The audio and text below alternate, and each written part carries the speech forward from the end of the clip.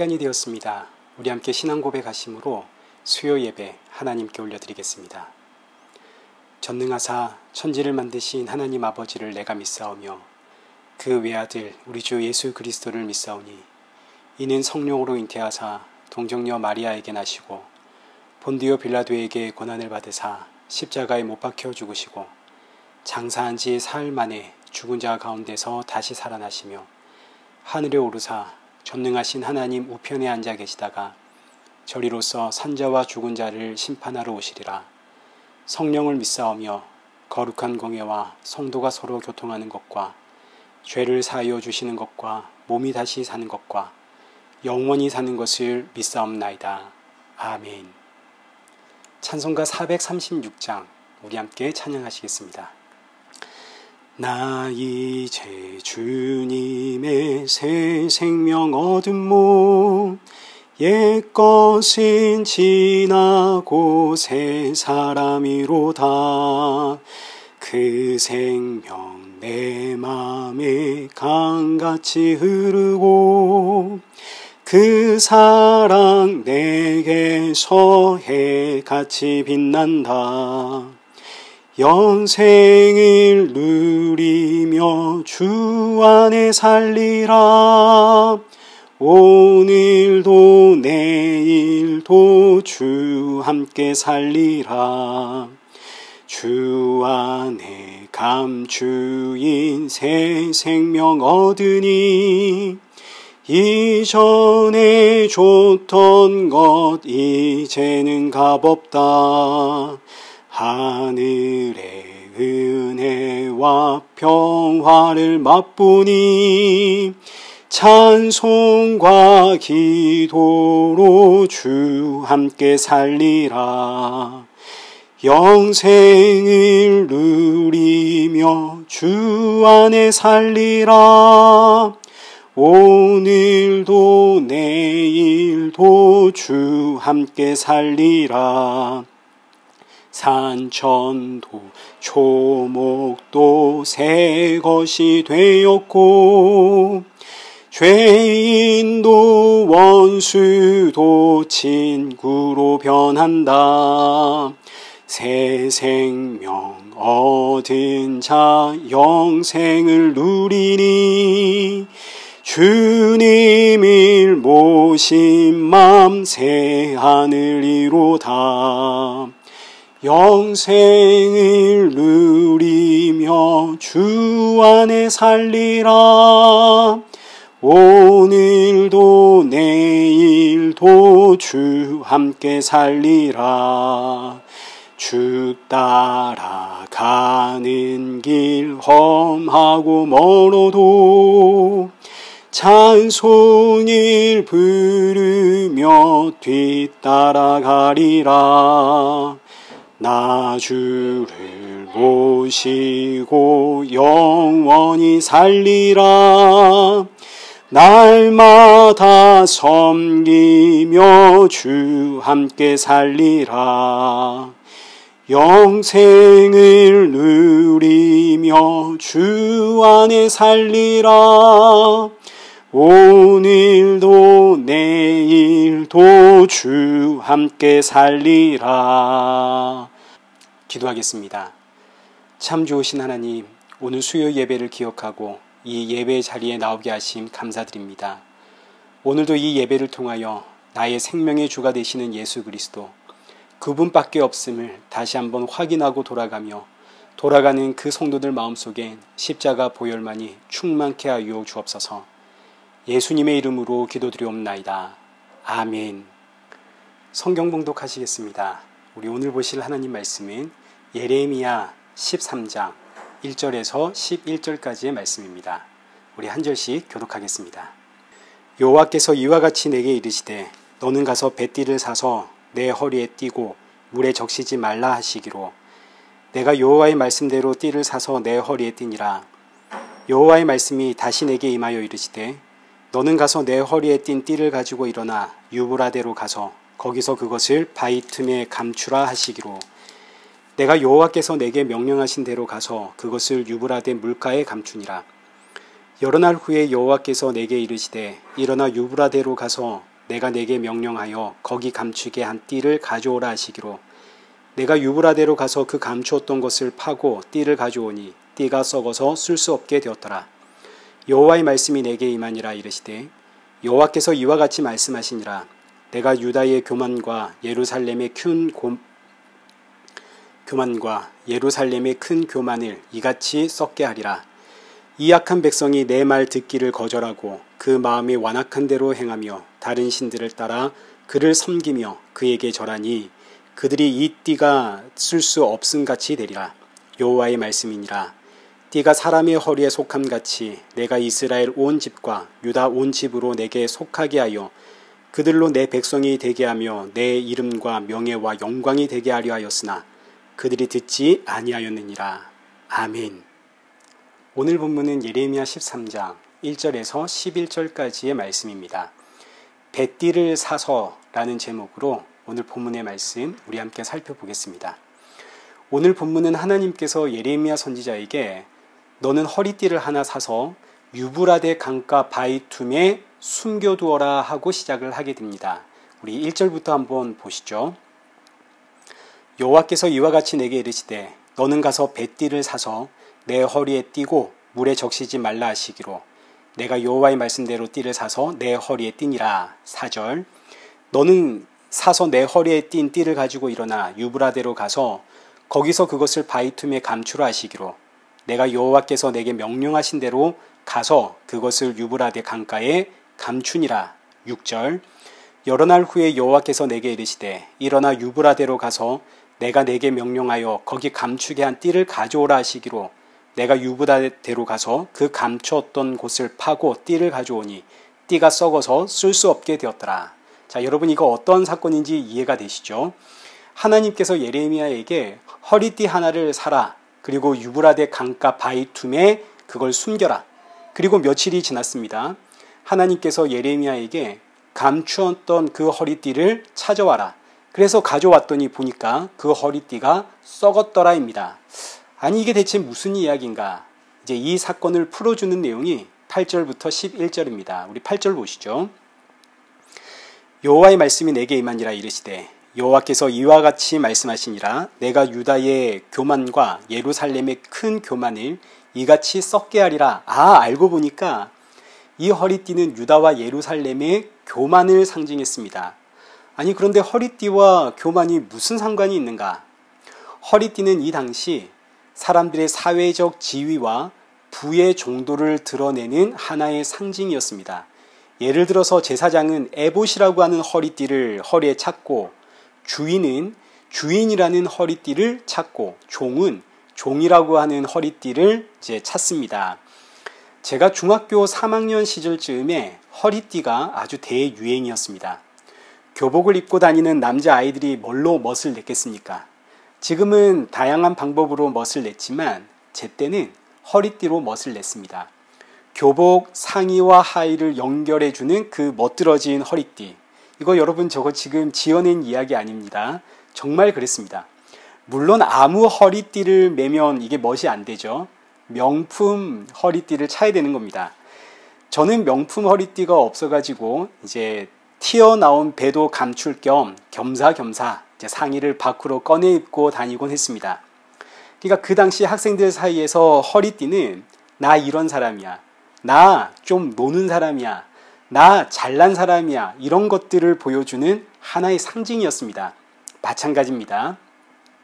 하나님께 유다와 예루살렘은 마치 학생들이 허리에 찬 그 허리띠처럼 하나님의 하나님 되심을 드러내는 하나의 상징이었습니다. 그래서 성경은 이 허리띠를 기쁨의 띠, 권능의 띠, 공의와 진리의 띠, 사랑의 띠 등등으로 표현을 합니다. 하나님의 띠는, 이 하나님의 허리띠는 사랑과 공의와 진리와 기쁨과 권능의 띠. 근데 이 허리띠가 바로 유다와 예루살렘이라 이거죠. 그래서 11절 말씀을 보십시오. 여호와의 말씀이니라. 띠가 사람의 허리에 속함같이 내가 이스라엘 온 집과 유다 온 집으로 내게 속하게 하여 그들로 내 백성이 되게 하며 내 이름과 명예와 영광이 되게 하려 하였으나 그들이 듣지 아니하였느니라. 자 보십시오. 이스라엘 백성들, 이 예루살렘과 유다는 하나님의 하나님 되심을 드러내는 하나님의 허리띠로서 하나님의 이름과 하나님의 명예와 하나님의 영광을 드러내는 것이 그 목적이었습니다.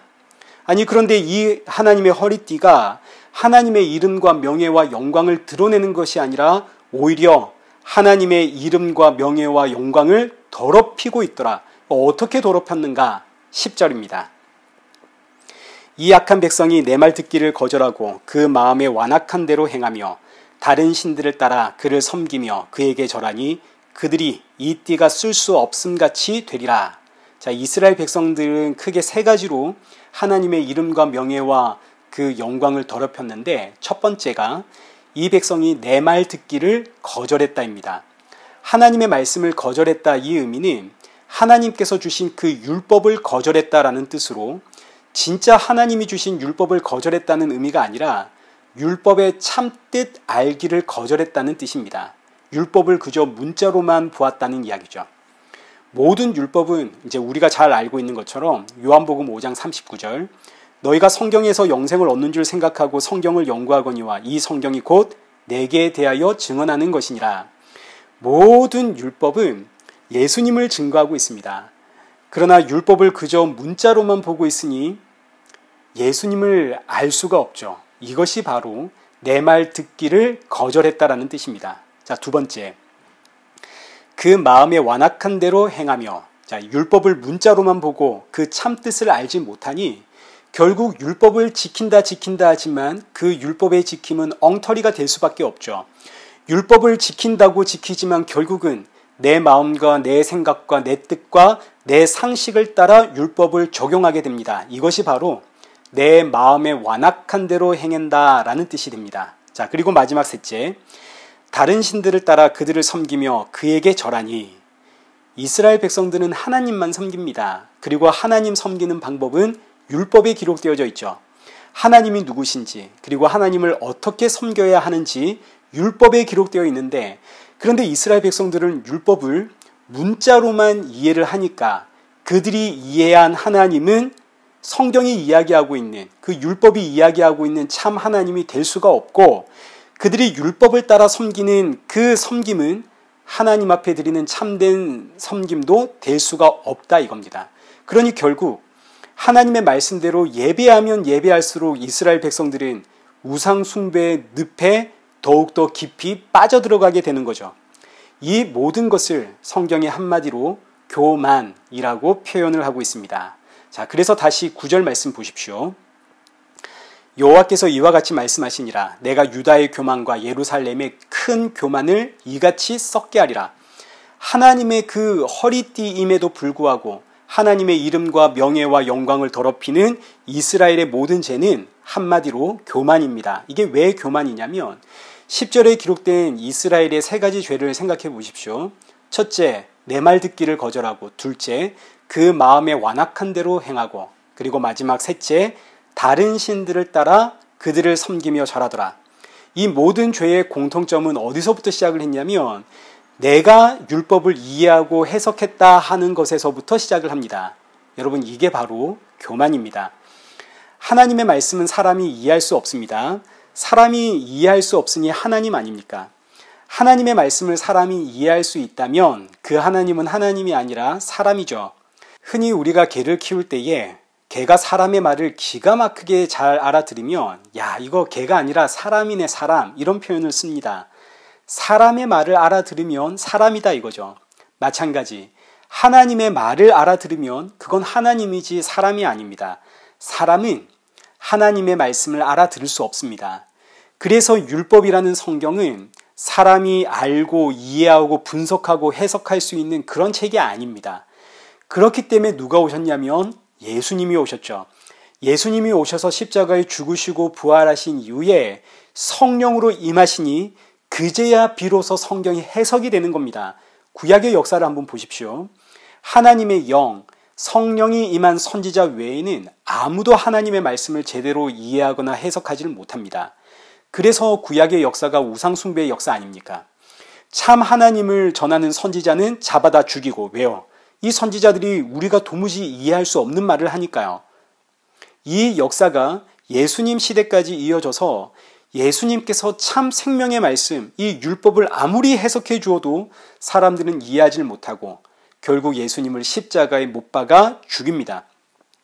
그러나 그 십자가에 죽으신 예수님이 부활하시고 성령으로 자기 백성들에게 임하니까 세상에 그때 비로소 성경이 무엇을 이야기하고 있는지가 보이더라. 사도 바울 보십시오.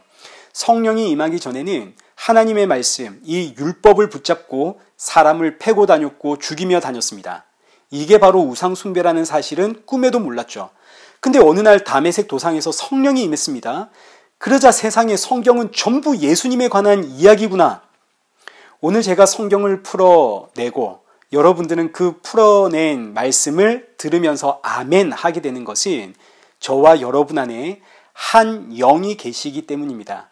같은 영이 계시기 때문에 이 말씀에 같이 아멘 하게 되는 거죠. 여러분, 제 안에 성령이 없으면 저는 이 성경 풀어낼 수 없습니다. 하나님의 말씀을 제가 무슨 재주로 풀어낼 수 있겠습니까? 그럼에도 불구하고 제가 성경을 해석했다, 이해했다, 알게 되었다, 깨닫게 되었다 이러면 이게 바로 교만이 되는 거죠. 지금 이스라엘 백성들을 교만하다 하는 이유가 바로 여기에 있는 겁니다. 이들에게 성령이 임하지 않았습니다. 그러니 당연히 성경 이해할 수 없습니다. 그렇다면 성령이 임하여 이 참된 말씀을 해석해주는 그 예레미야 선지자의 음성에 귀를 기울여야 할 텐데 오히려 우리가 성경을 안다, 큰 소리를 치면서 예레미야 선지자를 핍박합니다. 이게 바로 교만. 이 교만이 결국 하나님의 이름과 하나님의 명예와 하나님의 영광을 더럽히더라. 그러니 하나님의 허리띠가 되어야 하는 이 백성들을 하나님께서 구원하려면 어떻게 해야겠습니까? 이들 안에 자리 잡고 있는 교만을 없애버려야 되겠죠. 그래서 9절의 말씀이 구원의 말씀이 되는 겁니다. 9절 보십시오. 여호와께서 이와 같이 말씀하시니라. 내가 유다의 교만과 예루살렘의 큰 교만을 이같이 썩게 하리라. 하나님께서 자기 백성들의 교만을 이 허리띠처럼 썩어버리게 만들겠다. 어떻게 썩게 하셨는가? 유브라데 강가 그 돌틈에 이들을 넣으심으로 썩게 하겠다. 이게 무슨 이야기냐면 유브라데는 예루살렘에서부터 800km쯤 떨어진 강입니다. 이곳에는 누가 살고 있냐면 바벨론 사람들이 살고 있습니다. 바벨론 사람들의 영역이 유브라데입니다. 그러니까 이 의미는 하나님께서 자기 백성들의 그 교만을 없애기 위해 자기 백성들을 바벨론으로 보내겠다는 이야기입니다. 그것도 돌틈. 여러분, 돌은 편한 곳이 아니죠. 고난을 상징하는 겁니다. 그러니까 하나님께서 자기 백성들 안에 가득 차 있는 그 교만을 없애기 위해서 자기 백성들을 고난으로 넣어버리겠다. 고난 속에 들어가야만 하나님의 백성은 교만이 썩어서 사라진다는 이야기입니다. 예전에는 기도하면 형통한 줄 알았습니다. 그런데 고난이 임하고 나니까 기도해도 형통이 아니네? 그럼 뭐지? 예전에는 교회에 충성, 헌신, 봉사하면 형통을 받는 줄 알았습니다. 그런데 고난이 임하고 나니까 충성하고 헌신하고 봉사해도 형통이 아니네? 그럼 뭐지? 대체 하나님의 말씀과 하나님의 뜻은 무엇입니까? 내 안에 가득 차 있었던 이 교만이 무너지고 참된 하나님의 말씀을 찾게 될 때 그때 하나님은 그의 눈에 십자가에 죽으신 예수 그리스도를 보게 하십니다. 이렇게 성도의 눈에 그 십자가의 예수 그리스도가 보이게 될 때 성도의 허리띠는 예수님이 되는 거죠. 내 자랑은, 나를 나대게 하시는 분은 예수님이야. 예수님이 성도의 허리띠가 되는 것이고, 이렇게 예수님을 바라보는 성도가 하나님의 허리띠로서 그 기능을 옳게 감당하게 되는 겁니다. 예수 그리스도를 바라보는 그 성도가 하나님의 이름과 하나님의 명예와 하나님의 영광을 돌려드리는 하나님의 허리띠가 되는 거죠. 자, 이제 말씀 맺겠습니다. 때때로 우리에게는 예기치 못한 고난이 찾아옵니다. 고난이 찾아오는 이유는 내 안의 교만을 없애기 위함입니다. 교만은 꼭 내가 좀 안다고 할 때 찾아옵니다. 내가 성경을 좀 안다. 내가 이제는 기도가 뭔지를 알고 이제는 내가 신앙을 안다. 내가 믿음을 좀 안다. 이렇게 안다고 할 때 찾아오는 것이 교만. 교만이 생기는 자리엔 어김없이 하나님께서 고난을 주십니다. 자기 백성을 구원해 내야 되니까요. 반대로 교만은 모를 때도 찾아옵니다. 이스라엘 백성들을 보십시오. 율법을 문자로 보면서도 안다고 할 때, 모르면서도 안다고 하는 바로 이것이 교만. 그러니 교만은 모를 때도 찾아오는 거죠. 아니 그러면 안다고 할 때도 찾아오는 것이 교만이고 모른다고 할 때도 찾아오는 것이 교만이라면 이거 어떻게 하라는 이야기입니까? 예, 이거 한마디로 이야기하면 우리는 죄인이라는 이야기입니다. 죄인이기 때문에 교만은 우리를 떠나지를 않습니다. 늘 우리는 교만한 인생입니다. 날마다 안다고 해도 교만이고 모른다고 할 때도 교만이고 우리는 죄인이기 때문에. 그래서 우리는 늘 고난 가운데 사는 거죠. 고난 가운데 살기에 성도의 유일한 소망은 오직 예수님 뿐입니다. 예수님만이 우리의 길이 되시고 진리가 되시고 우리의 생명이 되는 거죠. 사랑하는 성도 여러분, 이 세상이 주는 것 때문에 울고 웃지 마시고 그저 날 구원하신 예수 그리스도만을 바라보십시오. 우리 함께 기도하겠습니다. 살아계신 하나님 아버지, 우리를 하나님의 자랑이요 영광이요 명예의 자리가 되는 그 하나님의 허리띠로 불러주심에 감사드립니다. 그러나 이 자리에서의 사명은 우리가 어떤 귀하고 복된 일을 해서 감당하는 것이 아니라 그저 날 구원하신 예수 그리스도 바라볼 때 완수되는 사명임을 잊지 않게 하여 주옵소서. 우리가 하나님의 자랑이 되는 이유도 예수님 때문이요. 우리가 하나님의 영광, 하나님의 명예가 되는 이유도 예수님 때문임을 잊지 않고 남은 한 주도 예수님만 자랑하고 찬양하며 이 귀한 생명의 주를 증거하기 위해 힘쓰는 성도 되게 하여 주옵소서. 예수님의 이름으로 기도드리옵나이다. 아멘. 이제는 우리 주 예수 그리스도의 은혜와 성부 하나님의 크신 사랑과 성령 하나님의 위로교통 충만하심이 날마다 구원의 은혜에 감사하며 복음의 증인으로 살아가기에 힘쓰는 우리 일회교회와 성도들과 온 세계 교회 머리머리 위에 이제로부터 영원토록 함께 있을지어다. 아멘.